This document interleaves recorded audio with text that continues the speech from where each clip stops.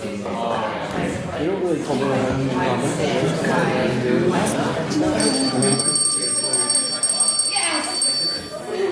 Still didn't work. Fine or not? My God, mine has been fixed. We have the bell now, guys. From last year, so it's all good. Quick announcements, between one of them. So we have my voice breaks, I am not going through puberty right now. Our Christmas dinner is on Tuesday at 7 o'clock in Kitch. We're going to be meeting here at 6 o'clock, so to have a few drinks and stuff, which will be provided. So meet us here at 6 o'clock. If you haven't signed up yet and would like to sign up, it is £25. Please speak to Owen, who's at the back there in the blue jumper, and Hoodie, 50. So come and join us out there, it would be good. So we're going to Kitch, and afterwards we're going to Belfast, I think. Yeah, we got the executive terrace lounge for free. Ooh. Executive terrace lounge.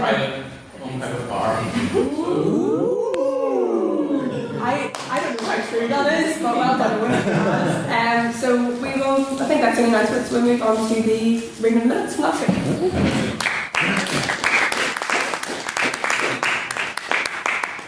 Good evening, one and all. That was sprung upon me suddenly. Excuse me while I find my notes.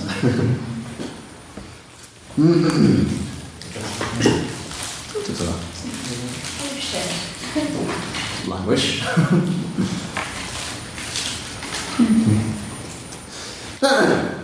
The fifth ordinary meeting of the Literary and Scientific Society took place in the Centre Room on the 19th of November and was attended by 26 members. President Sinner opened by reminding the House that we are currently looking for potential motions for next semester, which we will discuss at our internal meeting on the 8th of December. Come on. Moving on to private members' business, Mr. Michael Beale proposed a motion to pay tribute to those affected by the Friday the 13th terrorist attacks in Paris, to which Mr. Johnny Finlay amended to pay tribute to all victims of terrorist atrocities around the world. The motion went to a vote with 21 ayes, 1 nay, and 0 abstaining. On a somewhat lighter note, Mr. Finbar Rogers put forward a motion to commend Mr. Finlay on building his entirely out of Lego. This read 17 ayes, 3 nays, and 5 abstaining. The House then moved to the welcome return of Just a Minute, won by Miss Sophie Stratful on the motion of "This House believes that Fairy Tale of New York is by far the worst Christmas song." Let's face it, lads, it is. Come on. Residents' questions were heard from Mr. Calvin Black, who asked if the President enjoyed the return of Just a Minute. From Miss Sophie Stratful, who asked what the Honourable President enjoyed for breakfast. For those keeping tabs, it was a breakfast burrito. Mr. Finbar Rogers, who asked President Sinner if she enjoyed Finley's tie, and Sophie Stratful again asked how the President felt about Bourgeon's new restaurant. President Sinner then announced the motion for the evening. This House believes that freedom of the press has made slaves of the public. Opening for the proposition was Mr. Michael Beales, who stated that the freedom of the press was a tenet of any democracy, but that doesn't mean it's above being abused. He claimed that it leads to a tunnel vision of thinking and hurts those that are disadvantaged the most. He pointed towards the Daily Mail's 1,000 Days That Will Destroy Britain spread to incite fear around Jeremy Corbyn. He claimed that the right-wing press distorted reality and made scapegoats, commenting that unrestrained freedom of the press leads to rampant sensationalism. Opening the proposition was Maiden Speaker Katarina Schwartz, who opened by reminding the House that at one point or another we've all been told to do something because I say so.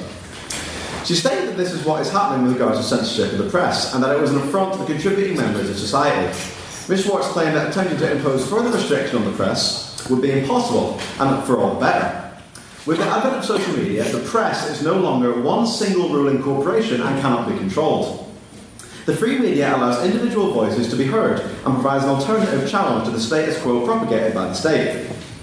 She concluded by saying that a free press mustn't be curbed, as it promotes the purest form of political discourse, debating. Continuing with the proposition with Mr. Mo Musa, who opened by stating that in a world of crony capitalism, the media plays an important role and has the power to galvanise the people. However, since Murdoch, they've done the opposite.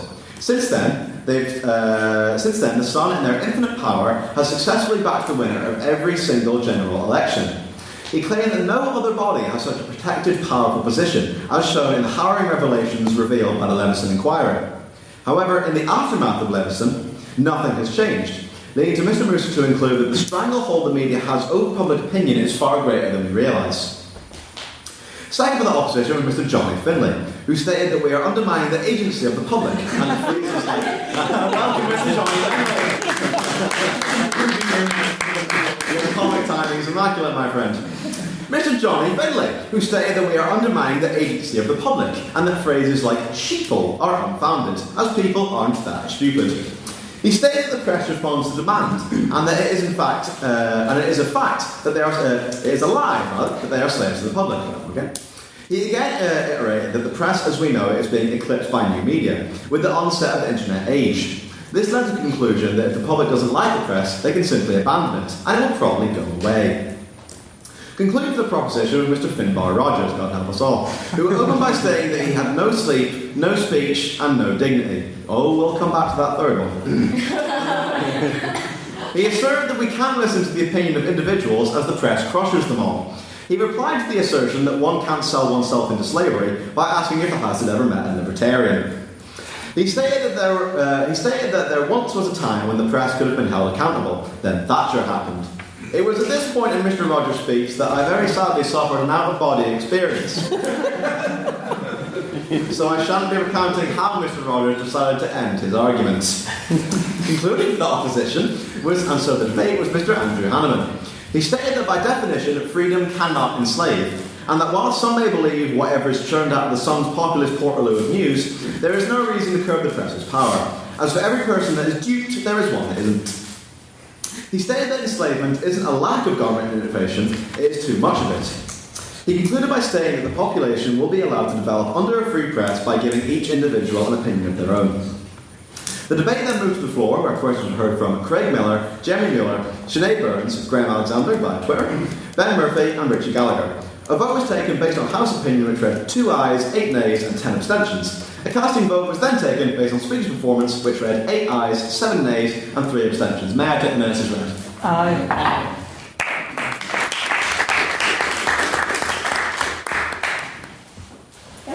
Thank you. Forgot some brief announcements actually about paying for the Christmas dinner as well. If you would like to pay, I would appreciate it if you paid. Craig at the back there, 25 quid today, please, if you don't mind. Second one that Robbie had mentioned was the internal meeting. It's on the 8th of December. Please do, there's a spreadsheet online. If you can't make the meeting, please do fill in the spreadsheet because this is your chance to decide the motions for next semester. So if there's anything that you would like, any topic you're interested in, anything you would like to debate, write it on the spreadsheet. Even if you haven't got an exact motion, even a topic, and we can sort of like try and get one out of that if it's, well, the group think it's good enough. And I think that's that for announcements. Now we'll move on to private members' business. So does anybody have any private members' business? This is the point where you can bring in a topic in the news that you're interested in, sort of mini debate, anything about the society. Yes? Just a question. You mentioned there's a spreadsheet online for the internal meeting and the motions and whatnot. Yeah. Can the Secretary please include the link to that in the next email that's sent out for those of us who don't have Facebook and whatnot? I believe I did. Did you? Oh, wonderful. Anyway. And be in this email this week, I'm sure, as well. And should be the last one if you're interested in filling in before Monday. Any other bits of private business? Yes? What does the House think will be of the Labour Party now that Corbyn has basically stated that he doesn't want to bomb Syria and his Foreign Secretary has stated that he does? Yes, you can respond to that if you like. I believe what Mr Corbyn's statement actually is on Syria is that he would not support military action unless there was a broader outline of a broader peace plan. So your question's kind of incorrect. What he actually stated was that he thinks that there can be a sort of peace treaty between ISIS and the Free Syrian Army and the Assad regime, which is an absolute misnomer. It's never going to happen. So he basically has stated he will always support it. Would you like to respond? Yes? Yeah, I'll take it. Yeah. What? But what he's actually doing, and this is the only tangible thing, is that they're going towards a free vote, which means that MPs can actually vote with their conscience rather than being told that they have to vote for a war that could end up killing thousands, well, will end up killing thousands of civilians. Okay, does anyone else have a comment on that motion? No? Grant? Yeah? Can I just we kind of got sidetracked there, but basically what he's saying is quite sensible. He's not completely ruling out military action. What he's saying is we need to make sure we know what we're going in, the reasons for. We need a broader peace plan.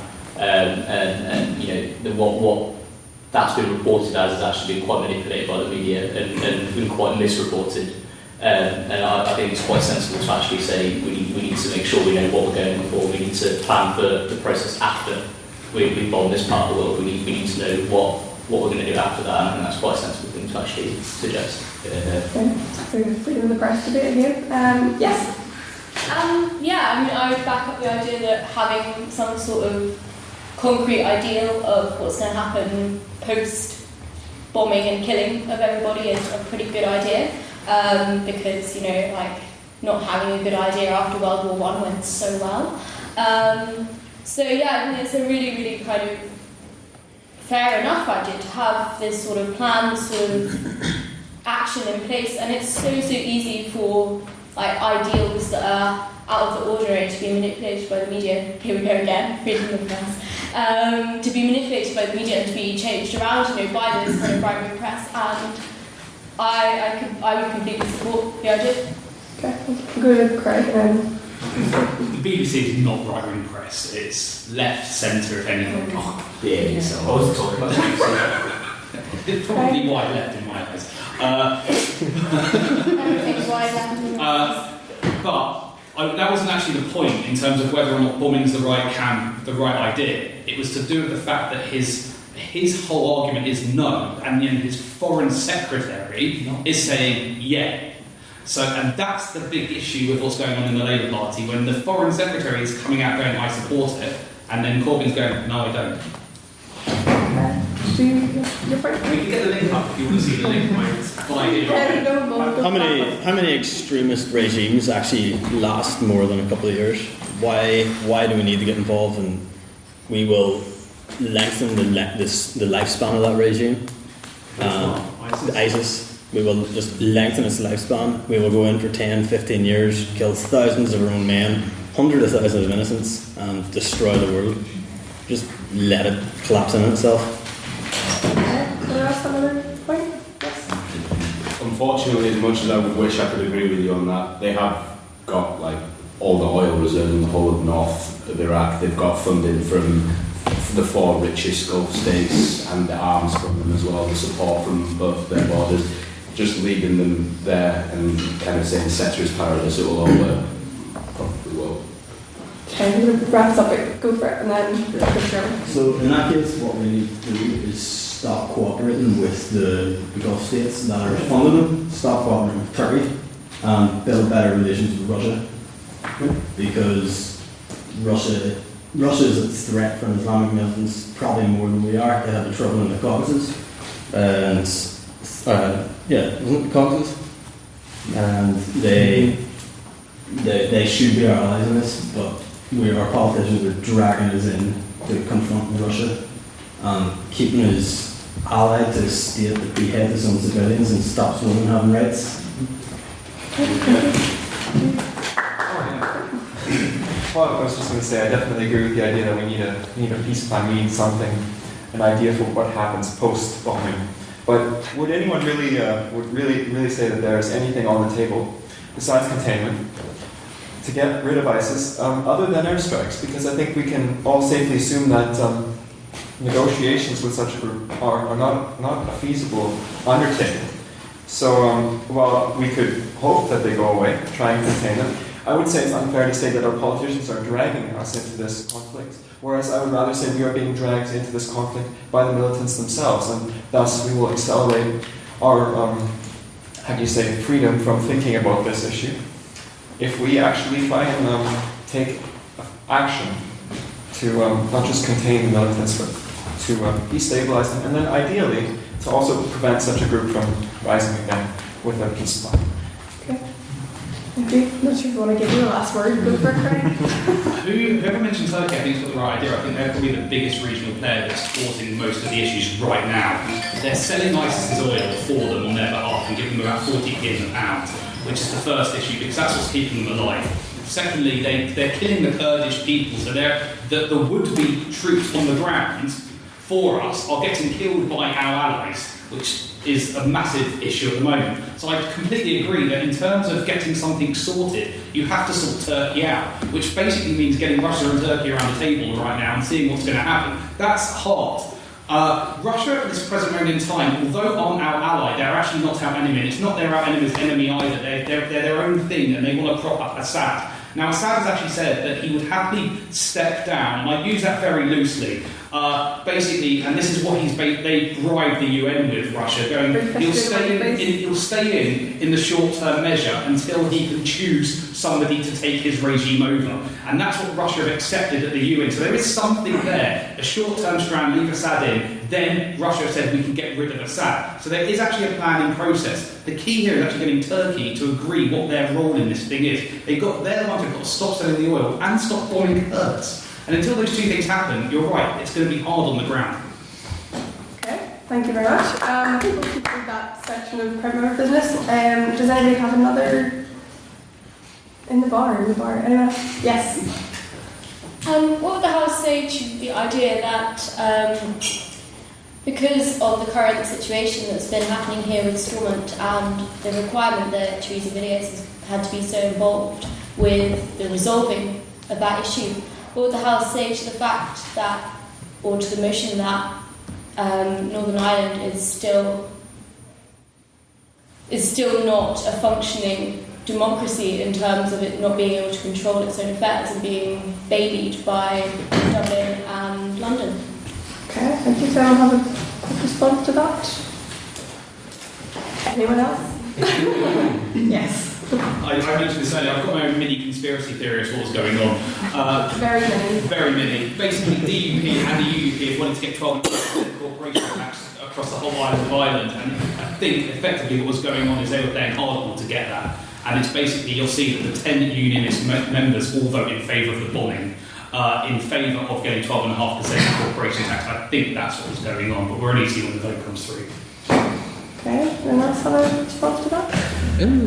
All I can really say to the idea of the motion, but yes, Northern Ireland is indeed mollycoddled to looking up to either Dublin or London as the mother or the father. We are completely tied to one link or another. That's part of what Northern Ireland essentially is whenever partition came within 1921.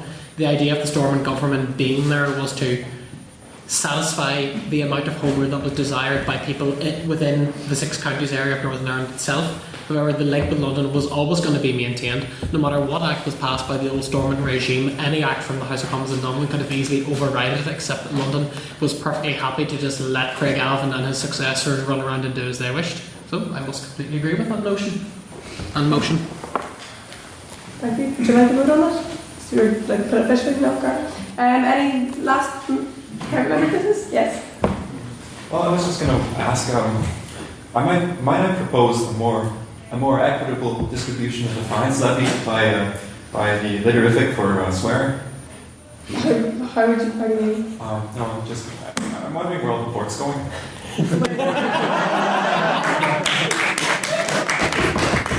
I would love to tell you where the port's going, but I would like you to come in and then we could distribute it.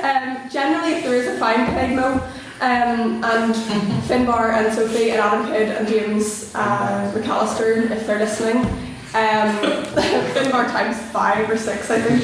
So generally, whenever fines do come in, Mo, we put them at the back and give out cups so people can't drink them. So whenever those fines come in, they will be paid, well, to the members. Yes. I do remember in the past when fines were paid, they were indeed equitably distributed amongst the membership. The only problem we had was that not everyone actually took a drink of the port that there, henceforth it was returned to the president's abode for that night for finishing off. Which Patrick Bell completely stayed in a lot of other people that night. So yes, can I say that Finn's at 6 bottles of port, right? Getting 6 bottles of port off of Finn's going to be really difficult. What about, let's say, if he actually brings it on Tuesday before Christmas dinner, it can be reduced to 2. Okay. Put that motion to the House. Yeah, second. We need about 6 to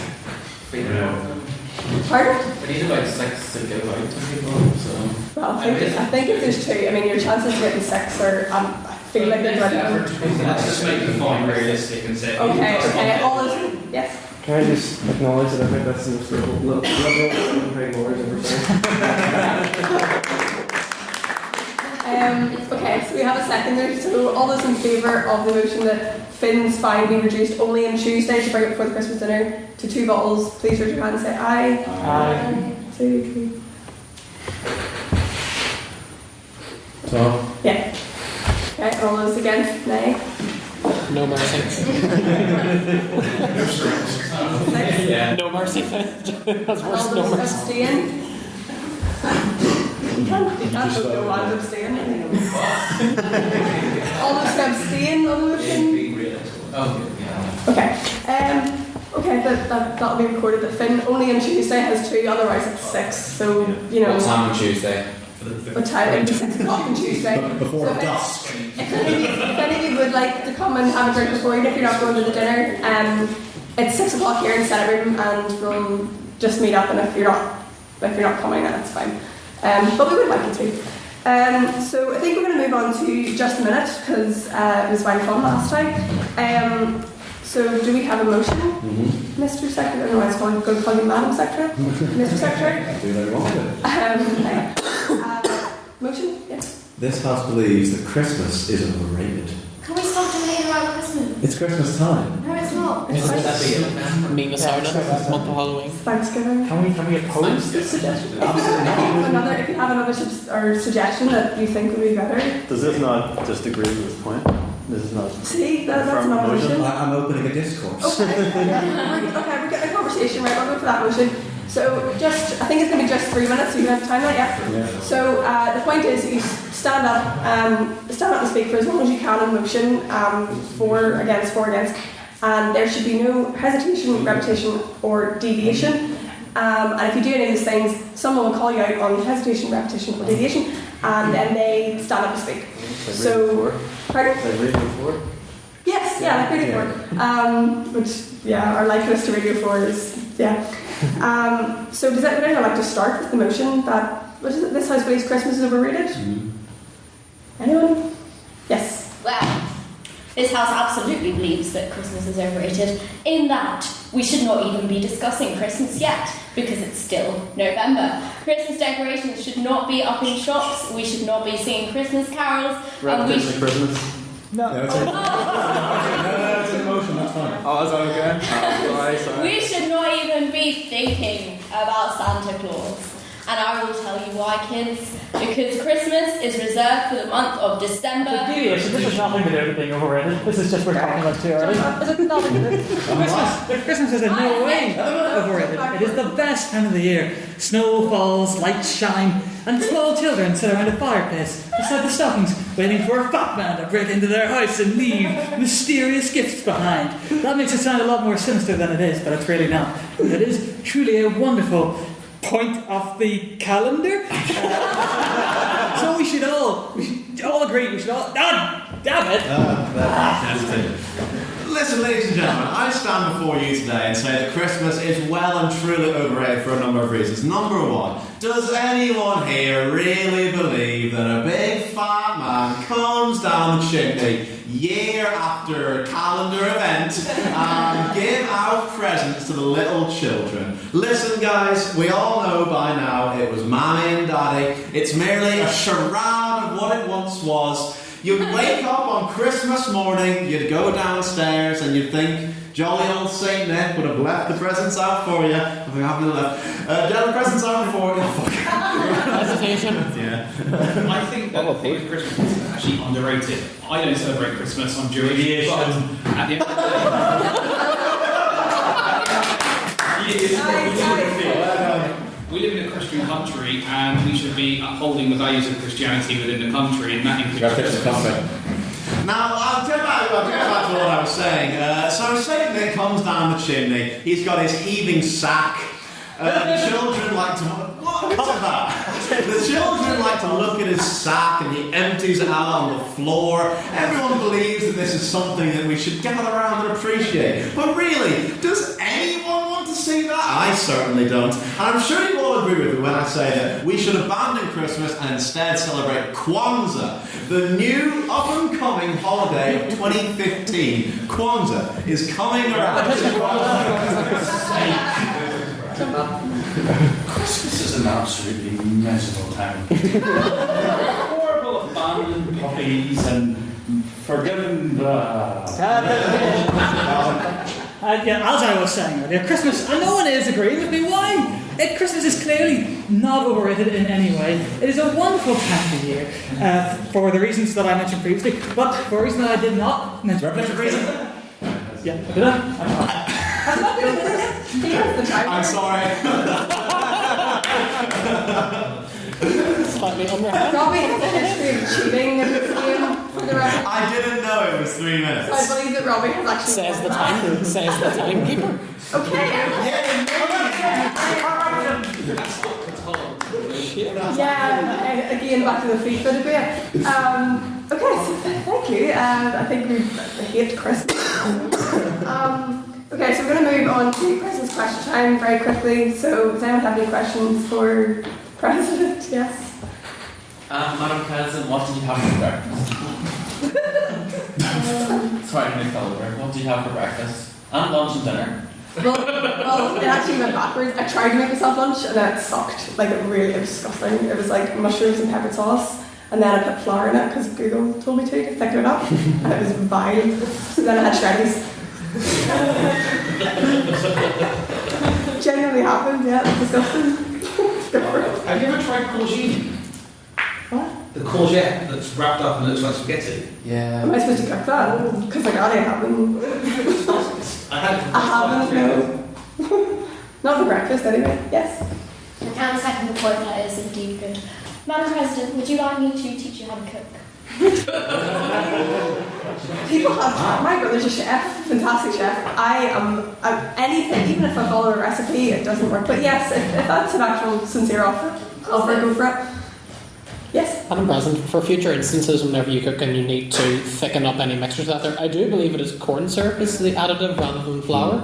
Yeah, You use flour mixed with butter. You know, if you only have flour, like, and it says corn syrup, and you chuck flour in, FYI, it doesn't work. How much did you add? Pardon? You just tip it all in?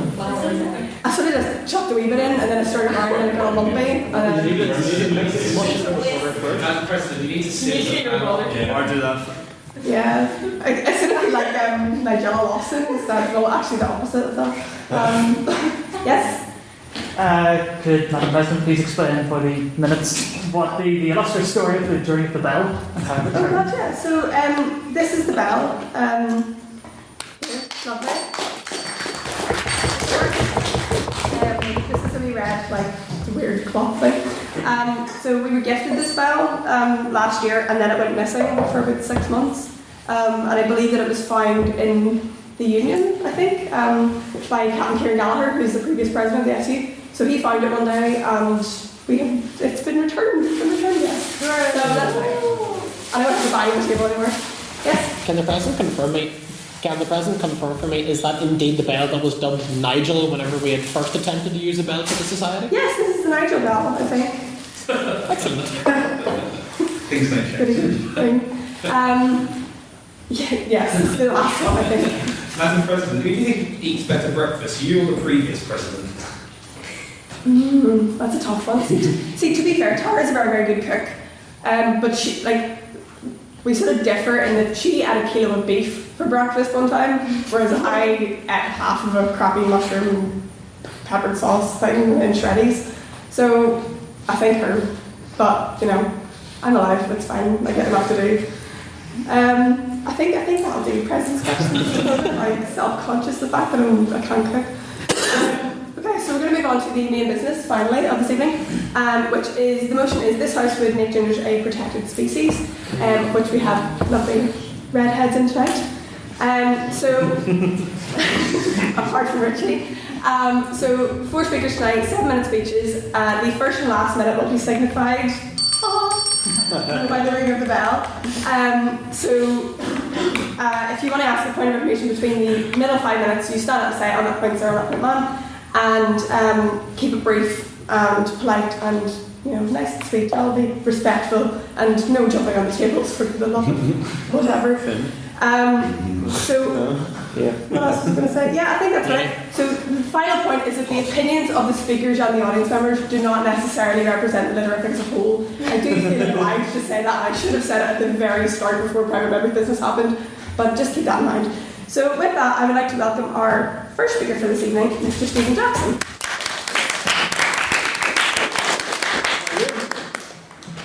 Madam President, Mr. Speaker, and ladies and gentlemen of the House. So, because I only was after this last night, I had to go and watch Harry Potter. And if you've ever seen it, the soul-eating dementors have never tried to steal Ron Weasley's soul. These are all terrible. What would Martin Luther King be if he was white? Alive. So,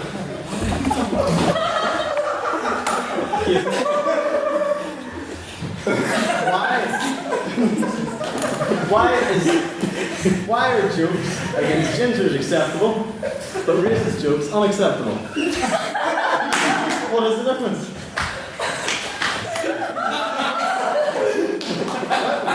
We face discrimination on a level not seen by anyone else. We are a minority. Only about 2% of the world's population are ginger. 2% have red hair. Most of them are in the British Isles. There's some in Ukraine. Historically.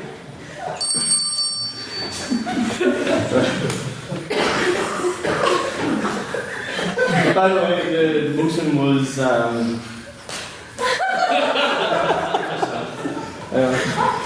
the motion was this, I believes that gyms are going extinct, or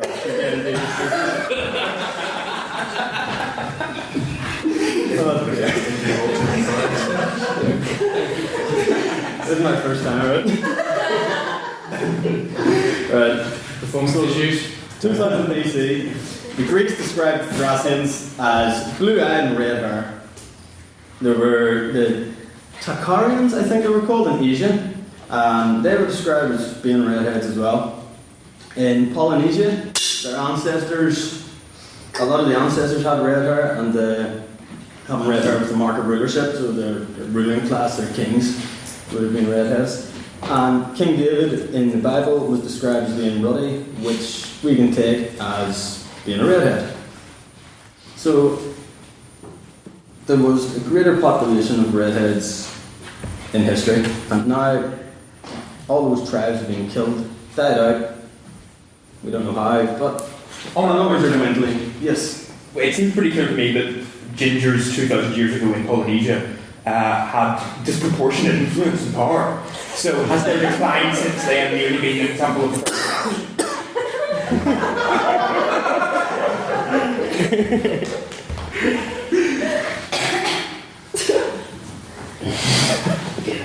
I'll get back to you on that. On that last point there. Yes. Well, if all the redheads are dying out, isn't that just your natural selection? The survival of the strongest. So. No.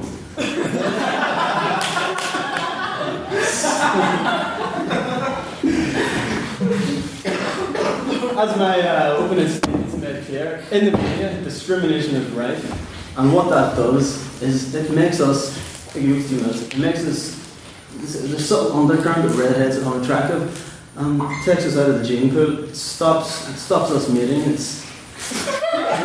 And this discrimination, it's not the same.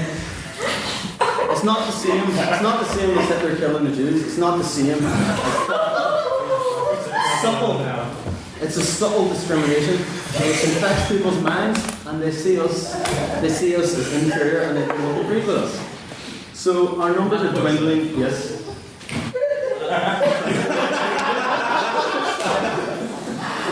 You do know that as a creationist, I'm about to quote evolution here, that gingers actually are the last remaining evidence of Neanderthals.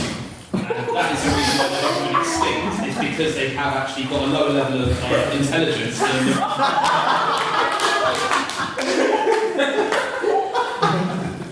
Touché.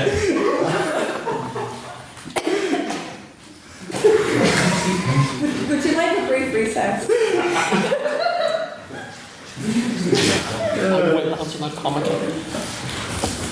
On that point. Yes. You take it if you like. Right, hang on, I'm completely lost now. That's So, all right, Keith. There's no I'm a big Neanderthal, I'll take that 17. Right? No threats, please. Okay. Not again. Right. So, as well, recently in the media, we've seen examples of redhead bullying leading to children committing suicide and things like that, which is a horrible thing for any type of bullying. But we still allow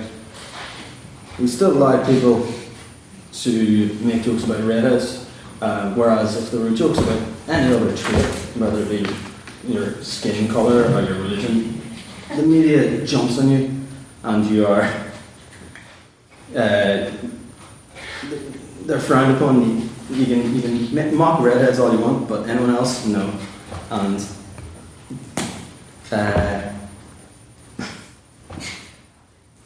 yeah, I've started off and I lost On that myself. one, sorry. Yes. So how would making gingers a protected species help with preventing things like suicide or gender bullying?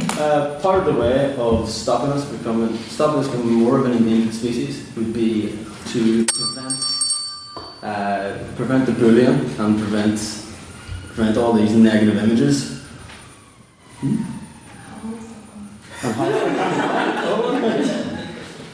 And that will help because they won't be maligned and bullied as much, and they won't feel pressured by society. Yes? There's no, it's not yeah, so we should be endangered, and there's a charity, we're starting a charity up tomorrow if you want to donate. I'll give you the bank account number. Yeah, I think it Can I ask a brief point what Yes. the charity called? I'll work that out. Yeah, I'll think about it. Better bad than dead. Right, there we go. Thank you very much. And can we have another round of applause for his maiden speech?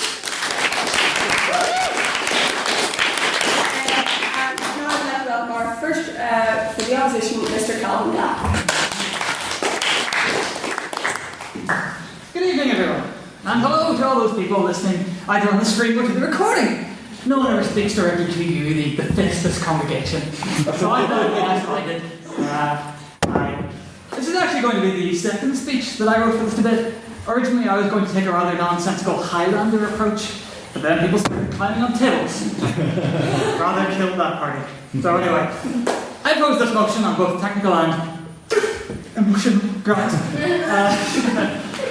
And I'll start with the technical, because it's mostly the usual whinging about the specific wording of the motion that happens every week that nobody really cares about.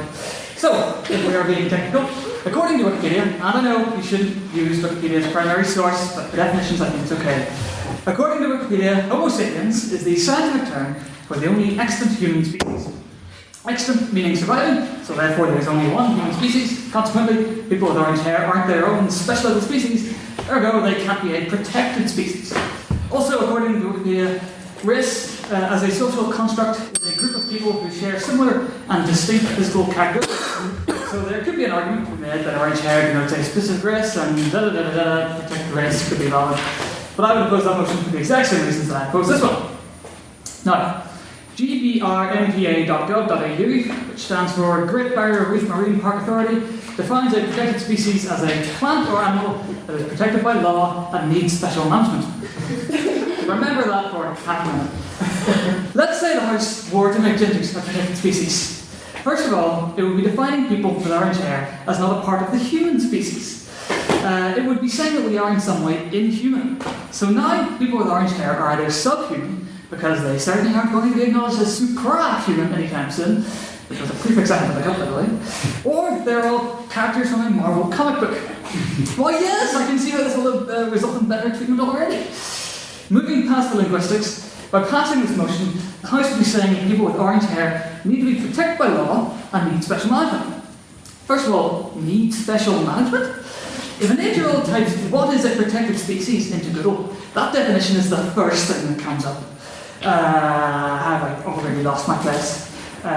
So now not only are children saying all the usual nonsense about people with orange hair, but now they can rightfully say that they also have special needs, which I think we can all agree is a term that young children don't typically use respectfully.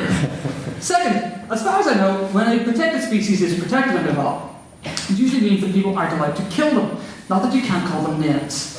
And unless I've somehow missed the horrific ginger genocide going on somewhere in the world, I don't really think that's an issue at the moment.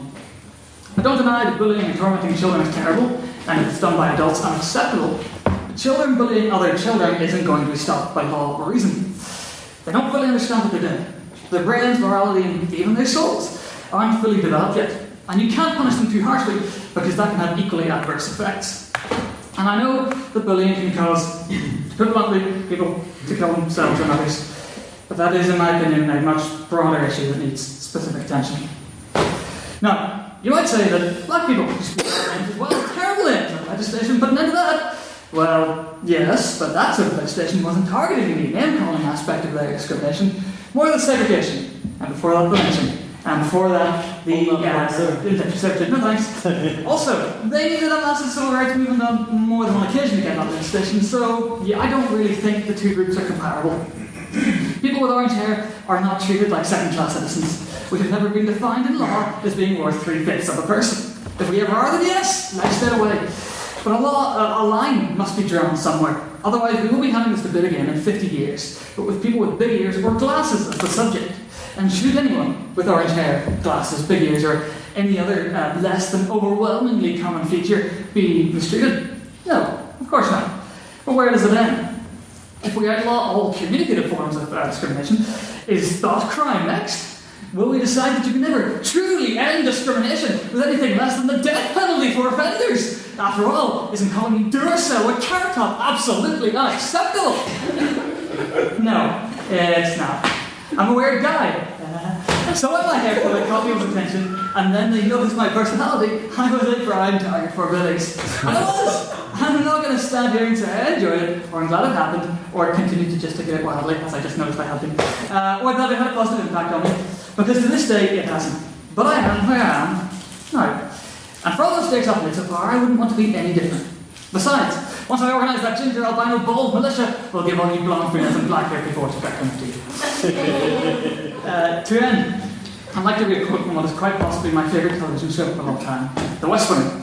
The quote is from a character called Ainsley Hayes, a female Republican, who is opposed to the return of the Equal Rights Amendment, which was a proposed amendment to the US Constitution that was specifically designed to guarantee equal rights for women.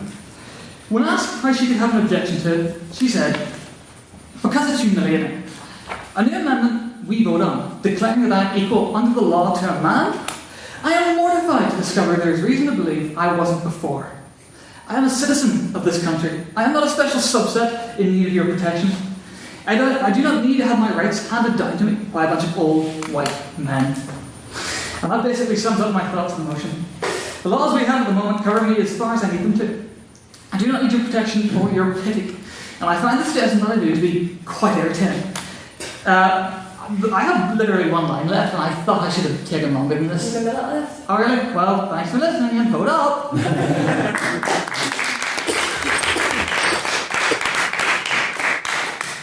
Thank you very much. I'd like to welcome the final speaker for the proposition, Mr. Patrick Melton.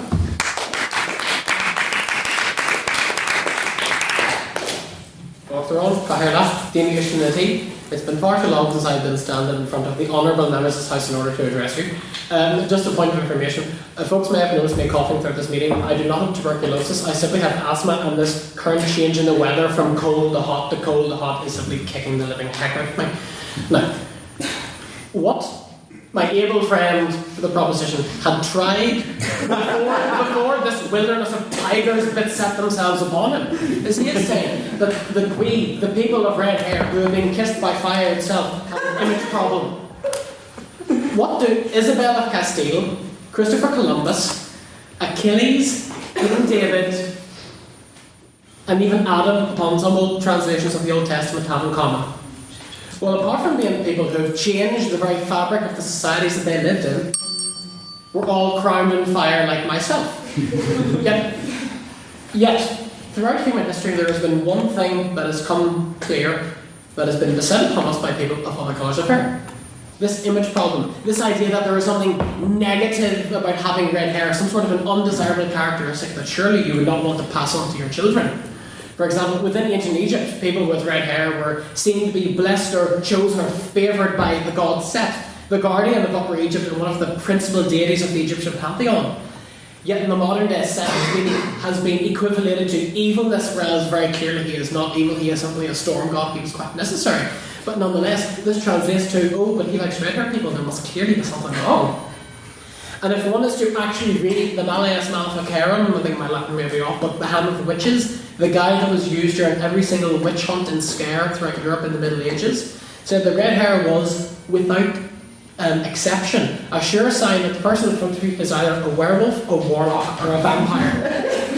Whilst no sensible people in the modern day actually believe in a werewolf, a warlock, or a vampire outside of voodoo or blood and death Inc. or whatever your clubs are these days, the negative connotation still exists. For some reason, there is some reason why we do not like people with red hair. They stand apart from us. Even that very joke that red hair has now been found in Neanderthals, that makes us slightly difficult, that makes us a callback to a human species that no longer exists. Well, all I have to say to people who take the literal approach to the Bible, well, the children of Adam and Eve had to find their brides from some other human species, or else we have a very uncomfortable truth about ourselves to accept. Which somebody makes Jaime and Cersei's relationship in Game of Thrones no longer quite as creepy as everyone had initially believed it to be. What do we mean by we want to make redheads a protected species? We could refer to a change of the law that simply adds us into the Racial Equality Act, or even Section... which could add us to the Equality Act. But this is a very simple change. We don't need to specifically stick in and people with red hair into the middle of legislation that suddenly makes it okay, you can prosecute people for being discriminatory towards us. Rather, you should rewrite the legislation to say that a hate crime is something that is committed against someone with a defining feature of which the cause of the crime is at least partially influenced by a physical characteristic of the person's being, which can include either race or gender. Isn't it funny how we sort of say we are one human species, Homo sapiens, yet we are perfectly willing to talk about races when we are talking about people from the Asian continent, or from Africa, or the indigenous Americans? Curious, isn't it? We're always splitting people up into different subsets, whether we are scientists trying to categorise humans into different things, or whether we are simply tribal folk with common histories and memories. For example, I am a Gael, people in the Isle of Man to me are the Manx. There's no actual... Nothing makes them totally different. It's just we accept that we divide ourselves into little subsets. That is how we become aware of who we are, who our local community is. When we understand our local community, we can understand the slightly wider community. But anyway, I'm getting slightly beyond myself. What our previous speaker for the proposition had more or less tried to say, and he was quite right with that joke he made. It is perfectly okay to make a joke about somebody with red hair. Oh, it's just a joke. They get red. There's nothing to it. Sure, there's no harm in it. Yet if you tell a joke about somebody being from either the African American community or the Han Chinese community, and that person is not from that community himself, very, very suddenly that is not okay. Now granted, jokes can be funny if they have a slightly racial tinge to it, provided you know that the teller of the joke has no actual prejudice within their heart. This is simply an observational joke which on occasion can be funny. I would take your point now. Yeah, the reason in my mind why it's okay to make a joke about people with orange hair and not people who are, different colour skin and all that, for example, black people, because people with orange hair have never been killed en masse or enslaved en masse. Black people have. And whenever you make a joke that could be, interpreted as racist towards a black person, there is always the slight wondering, are they being serious? Is there slightly a more sinister undertone to this joke, which is why it's less acceptable? growing up with this colour from myself, and by the way, I am completely and utterly proud of my hair as my defining characteristic. It sort of sets me apart from other mortals, you know, being crowned with fire and kissed by it at the same time is utterly magnificent. And again, I will refer you back to the Malleus Maleficarum. Whilst it's a piece of comedy today to hear about people talking about how to find yourself a witch, back for some poorly educated people back during the Middle Ages and even the early modern period, this was a frightfully real characteristic. Imagine your way walking through the countryside near Salzburg someday and a peasant who reckons that his turnips have been cursed by a warlock. That is why he cannot make any money at the market. Sees me strolling along on my way to hear Mozart playing his latest piece before he finally left Salzburg for good. And he claims, "Strange man, doesn't speak my language, red hair, clearly I have a warlock amongst me. Where is my pitchfork? I must kill him." Things can have a disastrous effect. Essentially what we are trying to say is we do not need a legal change to make gingers a protected species. This is a change of mind in society. People need to get that it's not quite always okay to make a joke about ginger people. Because it's not always just funny. Sticks and stones may break your bones, but words can hurt your soul. That might sound childish, that might sound petty, but in a day when we're becoming increasingly aware of things that can trigger mental illnesses, or rather somebody who already has a mental illness, but all these flurries of insults and being backed up and embraced by people saying, "Oh, it's just a joke," doesn't help. Again, I'm not saying we need a change in the law. I say we just need to say, people, come on. Next time I see a drama on TV or movie about Christopher Columbus in 1492 sailing the ocean blue, trying to find his way to China and discovering the West Indies, I want him to be ginger. Because Christopher Columbus was ginger. Thank you.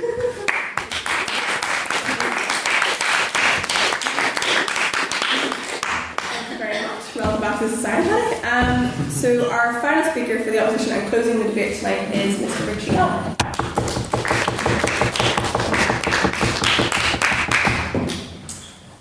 Thank you, Madam President, and good evening, everyone.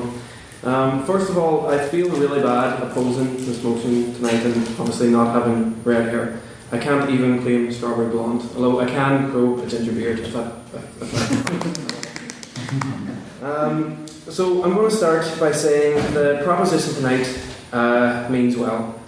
Research conducted by genetic scientists for National Geographic a few years ago did find that by the end of the century, redheads will be close to extinction. Yes, there will come a time when people speak in whispered tones of the days when redheads roamed the earth. This is due to the fact that according to the National Institutes of Health, red hair is associated with the gene MC1R, a recessive and somewhat rare gene that is found in only 2% of the world's population today, and is under threat because of the fact that both parents must carry the gene and that it skips a generation. As well as this, the gene is under threat by global intermingling, which broadens the availability of certain partners and lessens the chances of redheads meeting and creating little redheads of their own. It is also under threat because the gene does not adapt to warm climates, which is problematic as climate change continues. But my argument will centre on the fact that just because something will be extinct does not mean it should be protected at any expense. Especially as protection of gingers is impossible to do, or redheads, politically correct, whatever the term is, impossible to do without forfeiting equality and supporting discrimination, as it ultimately positions redheads in a more powerful position than others. Other people. Tonight's debate, I figured, was going to be a little bit more lighthearted than typical debates, so I wrestled with the idea of going there or not. But ultimately I want to win, and so I'm going to go there.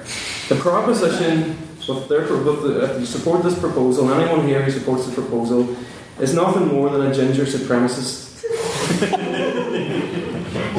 Because as we are all too aware, there's another famous brand of supremacists who claim their species is going extinct as well, and who want certain protections also. So why has society relegated these supremacists to their mother's basements? You can ask. Well, it's partly because science has proven that the only difference between their species and others, species, which is the title of the proposal, and others is aesthetics.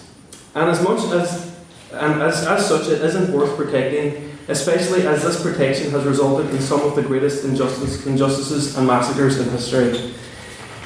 Took the human species a bit longer than it should have to figure this out, so let us please not regress now. Yes, redheads would be a loss to the world, if only aesthetically, but still a loss nonetheless. Perhaps nothing is as validating at this point as the period when cinema moved from monochrome to technicolor, and we immediately see the emergence of famous red-headed actors such as Rita Hayworth, Maureen O'Hara, James Cagney and Susan Hayward, illuminating cinema screens across the world. Imagine a world where Mick Hucknall, Paul Scholes, Chris Evans, Jessica Chastain, Louis C.K., Nicole Kidman and wrestling's Sheamus all had the same sort of hair as everyone else. No one would want that. And it is sad that this list will not be getting any longer. The world will be frightfully ordinary without redheads. Try to picture the year 2200. Everyone will have dark brown hair, brown eyes, and faces bereft of freckles. Action figures and dolls will be dark-haired, but Raggedy Ann will have fallen by the wayside. Red-headed clowns will have all gotten into their tiny cars and driven away, never to return. There will be museums featuring redheads of the past, like the Neanderthal hominus redheadus. Will be a fascinating curiosity.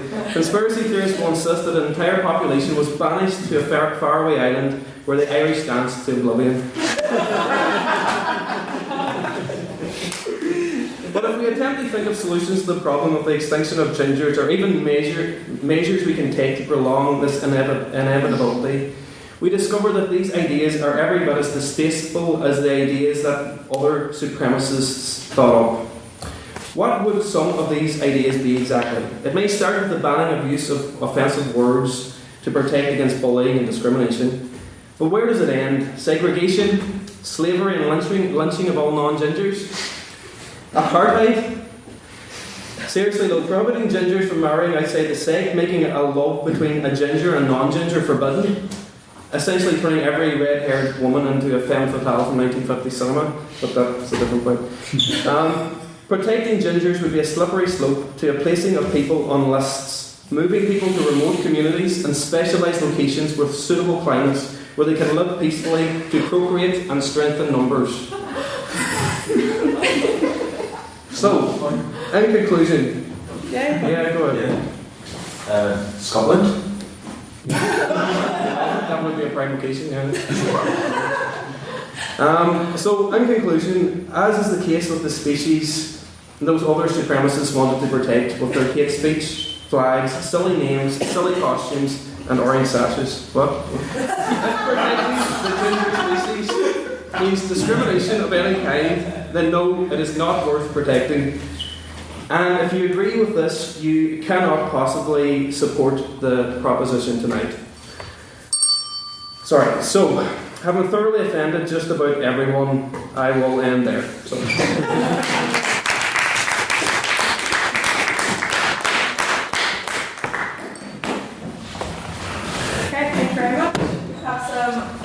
Brief questions because my voice is going. So we had a question for the proposition. These two lovely red-headed gentlemen. Yes. Okay, so just because you kind of mentioned it and you haven't really had a chance to respond. So, in order to base numbers, what would you think about kind of breeding gingers? Because obviously I have red hair. And I was very ginger as a baby. And when I was about 6 months old, my parents took me on holiday to Portugal. And anyway, long story short, everyone was very intrigued by this red-headed baby. And they were on the tour. And the tour guide had also recently had a baby. And had said something along the lines of, "Oh sure, you must send your daughter back when she's 18 to marry my son, because I want red-headed grandchildren." And anyway, yeah. Yeah. What do you think about that? Did you go back to Portugal? Actually, we did go back to Portugal, which it didn't occur to me until after that was a bit weird. But yeah. I'm not sure if that's a come on or not. This guy, his girlfriend's there. Response to that? It was a slightly different emotion over Stella, please get away. If it comes to the issue of making redheads a protected species, we're not simply saying let us breed like madness, let us ban all forms of contraception, and therefore we will surely get the numbers checked. Let us take all redheads and let us screen everybody else to find the recessive gene hiding in the DNA, waiting to allow itself to be expressed. If that's really the question you're asking, it just becomes a matter of whenever it comes to two single redheads, one man and one woman, ignore the naysayers who will laugh and giggle, oh look, there's two gingers getting together. Cast off their doubts and just go for it. That's the answer I can bring. I mean, yeah, cast off your doubts, guys. Yes, brief response to the opposition. I'm not saying anything serious, do you know? Did you all hear that? Did you want to hear that? No, I just wanted, this isn't a response to your question, but something very similar happened to me whenever I was younger. Only it was Italy. So, there you go.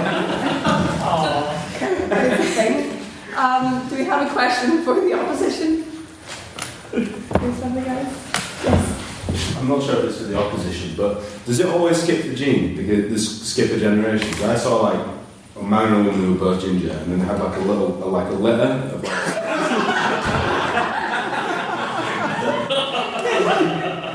As somebody who's 1 of 11, I don't that doesn't fit it. Yes, there's medical knowledge. None of that. But I can't compete with your personal experience there, but National Geographic do say yes, it does in general skip a generation, yes, in general. Side note, we've had 11 of us, 8 above, 10 above that, and there's 1 ginger in every family. So it's excellent recessive.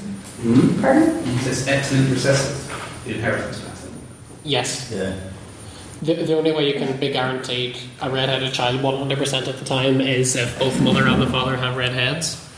But it's like an issue of Mendelian genetics that you can play with, like your wee Punnett squares. You know how we have 2 genes to express every physical characteristic. In school it was always like the capital R for a dominant gene and a small r for a recessive gene, and then you can have fun making your way sort of playing about within what crazy combinations of hair colour you can possibly come up with, and then it's simply a matter of odds, really.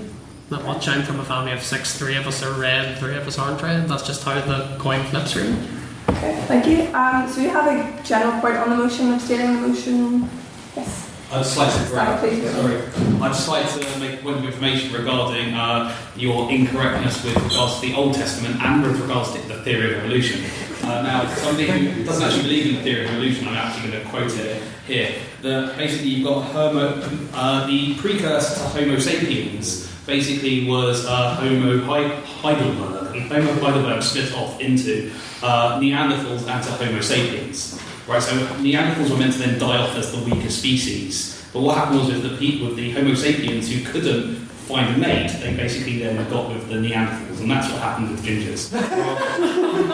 Rather than actually being out of choice or anything like that, it was the weaker species of the Homo sapiens got with the Neanderthals, who were the weaker of the 2 species that came from Homo Heidelberg. I can suppose that is. I suppose that is a theory about how things kind of came about. There's no. That's the. Well, there's a fact confirming a theory, or else you have a time machine somewhere where you saw this one reject from Homo sapien dander off to the local Neanderthal village and found love with a cast-out daughter of the Neanderthal family. But it's, you can only reckon this. I mean, the ultimate fact is, if you go deep enough into the genetics, I'm pretty sure you can find some measure of our human ancestors of different species before it eventually became to us. You can probably find them somewhere in here. Well, you don't have to send it to the village, you just say that. Please have a point on that. The person who discovered or named Homo Heidelberg, was he called Heidelberg? I don't know. Because it sounds like somebody just went, I'm doing this after myself now. It's probably the region, because Neanderthal is a region. Oh, really? There's a valley, and would have found the first Neanderthals. So Heidelberg's sounds like some sort of mountain. And don't ask what more references. Today. Okay, so we have a question for the proposition. Please, guys. What's this? Proposition. No. Okay. Really, first speech? No one's going to check on. No. Yes. Could I ask you to summarize your speech featuring 10 words. Do the joke, do the joke. A couple of bad jokes and then a little nonsense. 2 more left. No, that's 10. I'll do it. You said 10 words or less, didn't you? Okay. Anyone else like to go? 10-word challenge? No. Alright. Okay, do we have a point for the opposition? Come on. No? Okay. All loving the ginger today. And a point abstaining on the motion?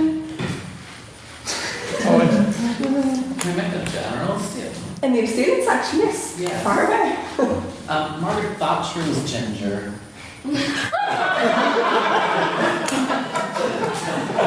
And she's not dead, so Okay. fun isn't here. This goes back to the whole like without a soul thing, yeah? So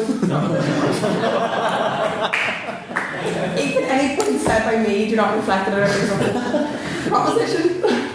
Any comments on the fact that Margaret Thatcher was ginger? Self-explanatory. Got it. Go for it. Mine's like, we're both probably going Go to for 10 it. seconds. So, I only discovered this literally about probably 3-4 weeks ago. So apparently Winston Churchill also had orange hair, which you generally don't know because you always see pictures of him when he's bald.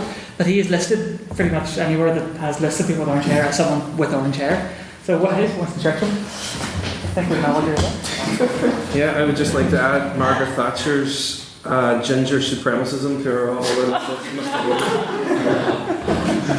Okay, I don't think actually the power to do that, like the add on did it for like manifestos. But Can I add on something? you can do in the next round, which I'm sure we're not going to have many questions. Questions for the proposition, these guys?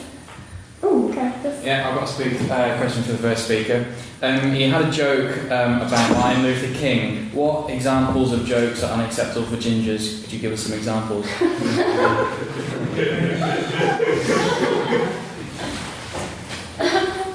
Or name calling. What is it? Or name calling. Do you want to list all the names that were called during school? Yes. I think for the present company, I think it would be very insensitive. Just your top 50, that's it. 10 words or less. Let me think, what was the worst one? Not the worst. I remember breaking a guy's teeth for calling them Fanta Pants. It was quite imaginative, but then he didn't say it anymore after I punched him. Probably couldn't get words out. Was that? Yeah, it was a point for these guys. So do we have a question for the opposition? No? A point? Oh, you can't pass. Yeah. Okay. Is this the opposition? No confirmation. Okay. Abstaining on the motion? Yes, prefer. What did both sides think of positive discrimination? Absolutely terrible. Okay. I think it shouldn't be applied in any circumstances ever. Alright, brief. And the opposition? I was going to look into the whole thing about affirmative action in America, but then I realised that my speech was 7 minutes, which apparently it wasn't. But as far as I'm aware, I didn't look into it fully, but as far as I'm aware, it didn't really work in America, and it was in law, and then they repealed it, and it still can go around, but it still doesn't really work. So yeah, all around a bad idea, from what I'm aware. Thank you.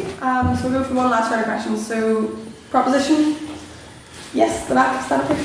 Just inspired by the first speaker's mentioning of breaking a person's teeth in order to shut persons up about insulting them, I would propose that many gingers are in fact capable of looking after themselves. I mean, many of the biggest, baddest rugby players I've ever come across being big gingers.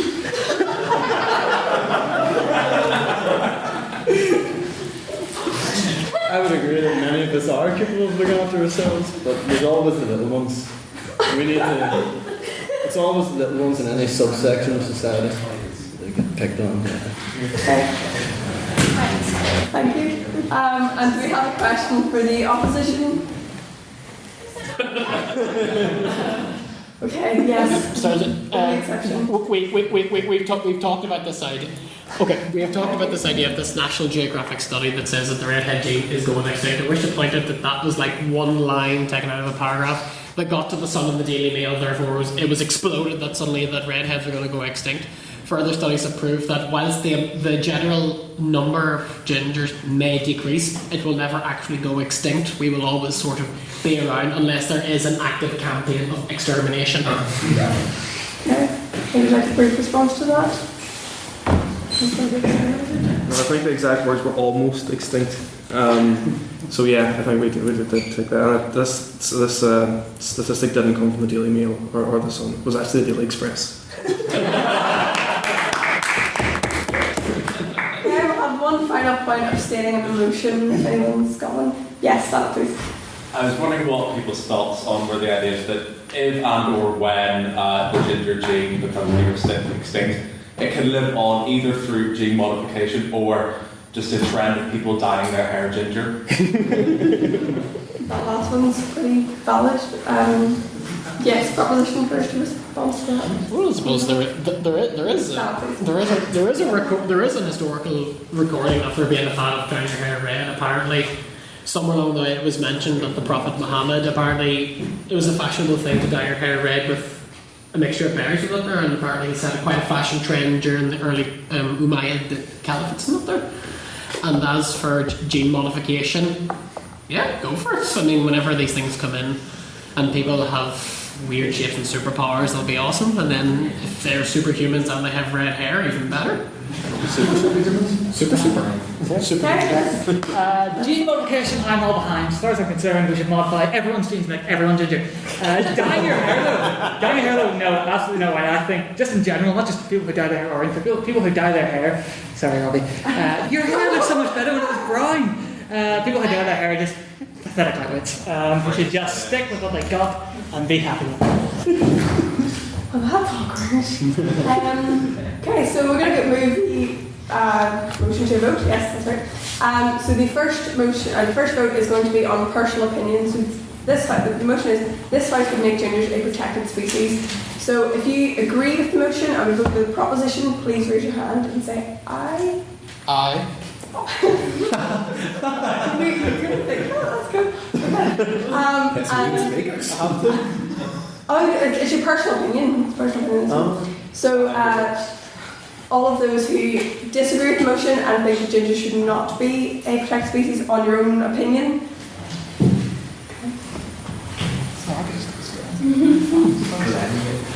16. Yeah. And all those who abstain on the motion. 3. Yeah. Okay, and this vote is is based on speaker ability. So if you have your membership cards, please take them out so you can vote.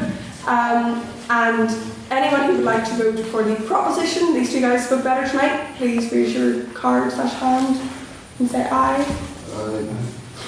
Just vote. Oh wait, is it this side? Yeah.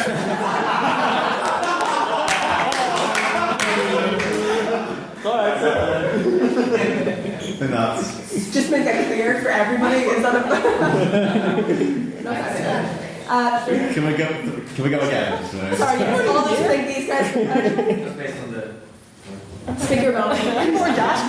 I like we're getting a motion again. And all of you who think that the opposition spoke better tonight, please raise your hand. Owen. Where is it? That's it.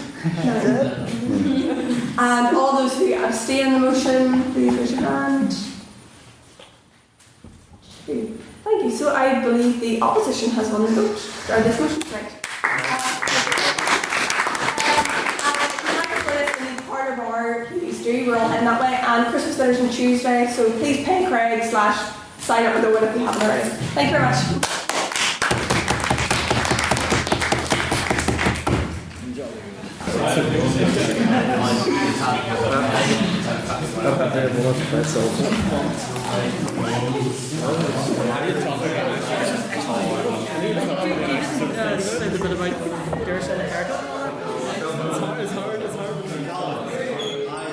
I googled Winston Churchill haircut, and genuinely, Google's first result is